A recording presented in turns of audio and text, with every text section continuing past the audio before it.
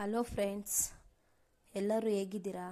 ನಾನು ಚೆನ್ನಾಗಿದ್ದೀನಿ. ನೀವೆಲ್ಲರೂ ಚೆನ್ನಾಗಿದ್ದೀರಾ ಅಂತ ಅಂದ್ಕೊಂಡಿದ್ದೀನಿ.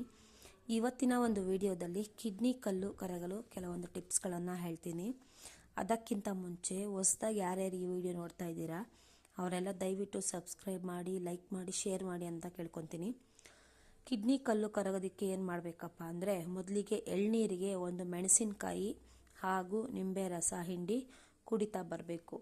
ವಾರಕ್ಕೆ 2 ಬಾರಿ ಈ ಥರ ಕುಡಿಯೋದ್ರಿಂದ ಕ್ರಮೇಣವಾಗಿ ಕಿಡ್ನಿ ಕಲ್ಲು ಕರಗ್ತಾ ಬರುತ್ತೆ.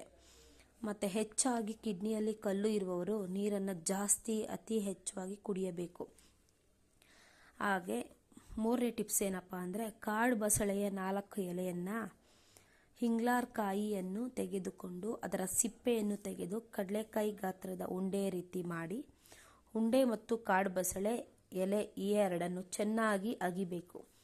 ಚೆನ್ನಾಗಿ ಅಗಿದ ನಂತರ ಒಂದು ದಿನಕ್ಕೆ 6ರಿಂದ 8 ಎಳನೀರನ್ನು ಕುಡಿಬೇಕು. ಇದನ್ನು ಊಟದ ಮುಂಚೆ ಅರ್ಧ ಗಂಟೆಯ ಮೊದಲಿಗೆ ಅಗಿದು ತಿನ್ನಬೇಕು. ಊಟ ಮಾಡೋದಕ್ಕಿಂತ ಮುಂಚೆ ಅರ್ಧ ಗಂಟೆ ಮುಂಚೆನೇ ನಾವು ಇದನ್ನು ತಿನ್ನಬೇಕು. ಆವಾಗ ಕಿಡ್ನಿ ಕಲ್ಲು ಕ್ರಮೇಣವಾಗಿ ಕರಗ್ತಾ ಬರುತ್ತೆ. ಕಿಡ್ನಿಯಲ್ಲಿನ ಕಲ್ಲುಗಳನ್ನು ತಡೆಯಲು ನಾವು ಮುಖ್ಯವಾಗಿ ಕೆಲವೊಂದು ಆಹಾರವನ್ನು ತ್ಯಜಿಸಬೇಕು, ಅಂದರೆ ಅವಾಯ್ಡ್ ಮಾಡಬೇಕು.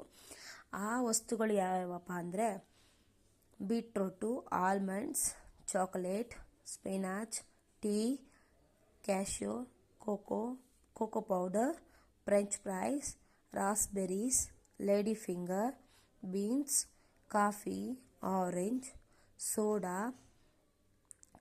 ಕಾರ್ನ್ಬೆರೀಸ್, ಟೋಫು, ಸ್ವೀಟ್ ಪೊಟ್ಯಾಟೋಸ್ ಇವೆಲ್ಲ ಅತಿ ಕಡಿಮೆ ತಿನ್ನೋದ್ರಿಂದ ಕಿಡ್ನಿ ಕಲ್ಲನ್ನು ನಾವು ಆರಾಮಾಗಿ ಕರಗಿಸ್ಬೋದು.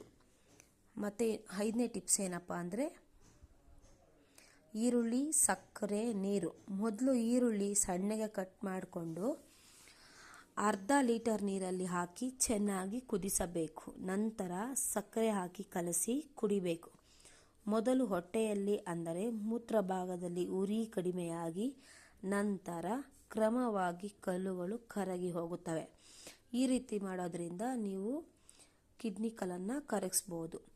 ಮತ್ತು ಇದೆಲ್ಲ ಆದಮೇಲೆ ಲೆಮನ್ ಜ್ಯೂಸ್ ವಾರಕ್ಕೆ 3 ಬಾರಿ ಕುಡಿತಾ ಬರೋದ್ರಿಂದ ಕಿಡ್ನಿ ಕಲ್ಲನ್ನು ತಡಿಬೋದು. ನೋಡಿದ್ರ ಫ್ರೆಂಡ್ಸ್, ಇವತ್ತಿನ ಒಂದು ವಿಡಿಯೋದಲ್ಲಿ ಕಿಡ್ನಿ ಕಲ್ಲನ್ನು ಯಾವ ರೀತಿ ನಾವು ಕರಗಿಸ್ಬೋದು ಅಂತ ತಿಳ್ಕೊಂಡಿದ್ದೀವಿ. ಇವತ್ತಿನಿಗೆ ನಾನು ಈ ವಿಡಿಯೋವನ್ನು ಮುಗಿಸುತ್ತಿದ್ದೇನೆ.